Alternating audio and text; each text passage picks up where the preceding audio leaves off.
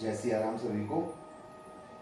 क्या आपको ज्ञान है कि वो कौन से राजा थे जो शरीर स्वर्ग लोक जाने की इच्छा रखते थे? आइए यह हम आपको आज की कहानी में सुनाएंगे। आज हम आपको वाल्मीकि रामायण के बालकांड के अध्याय 57 की कहानी सुनाएंगे। तो विश्वामित्र जी महर्षि वशिष्ठ से युद्ध में पराजय होने के बाद बहुत ही लज्जित थे। उन्हें खुद के ऊपर बहुत गुस्सा आया हुआ था कि उन्हें निरार्थक ही महर्षि वशिष्ठ के साथ युद्ध किया।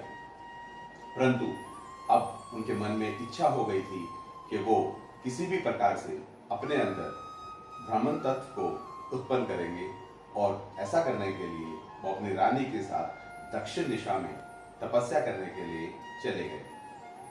जब विश्वामित्र जी वो तपस्या कर रहे थे तो उन्हें 4 पुत्रों की प्राप्ति हुई, जिनके नाम इस प्रकार हैं: हविष्पन, मधुस्पन, दृढ़नेत्र और महारथ।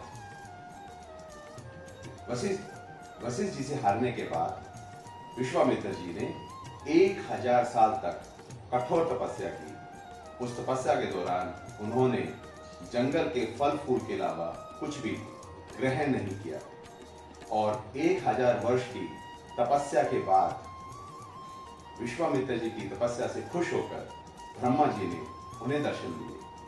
जब ब्रह्मा जी ने उन्हें दर्शन दिए तो ब्रह्मा जी उनसे कहते हैं कि मैं तुम्हारी तपस्या से बहुत खुश हूँ और इतनी कठोर तपस्या कर तुमने राज ऋषि लोक में अपना स्थान बना लिया है और उन सभी राज ऋषियों में भी तुम उत्तम हो। और ऐसा कहकर ब्रह्मा जी दोबारा से स्वर्गलोक होते हुए ब्रह्मलोक चले गए। जब ब्रह्मा जी चले गए तो विश्वामित्र जी सोचते हैं कि इतनी कठोर तपस्या करने के बाद भी मेरे अंदर ब्राह्मण तत्व उत्पन्न नहीं हुआ और अभी भी मैं सिर्फ राज ऋषि ही बन पाया हूँ। मैं और कठोर तपस्या करूंगा और अपने अंदर ब्राह्मण तत्व को उत्पन्न करूंगा। जब विश्वामित्र जी ये तपस्या कर रहे थे तो उसी समय इक्ष्वाकु कुल के एक राजा थे जिनका नाम था त्रिशंकु। उनके मन में इच्छा उत्पन्न हुई कि वो कोई ऐसा यज्ञ करें जिसे करने के बाद वो शरीर स्वर्ग लोक को जा सके।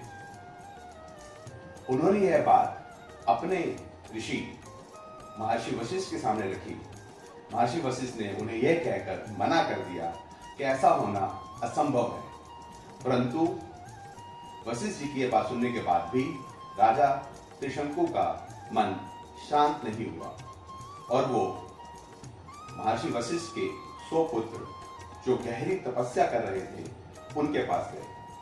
उन सभी 100 पुत्रों की पूजा कर महाराज त्रिशंकु ने उनसे कहा कि मैं कोई ऐसा यज्ञ करना चाहता हूँ जिससे मैं शरीर ही स्वर्गलोक जा सकूं।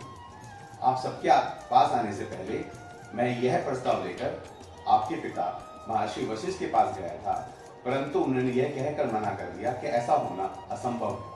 और उनके मना करने के बाद मेरे पास सिर्फ एक ही उपाय बचता है कि मैं आप लोगों के पास आऊं जो मुझे शरीर ही स्वर्गलोक भेजने का यज्ञ करवा सके। और इस प्रकार आज का अध्याय संपन्न होता है। तो क्या महाराज त्रिशंकु शरीर स्वर्गलोक जा पाएंगे? ये जानने के लिए सुनते रहिए राम लखन यात्रा।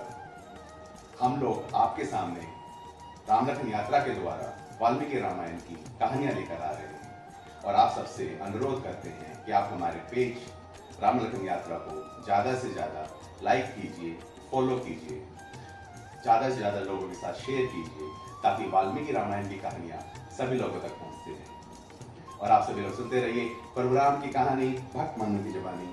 जय सिया राम सभी को।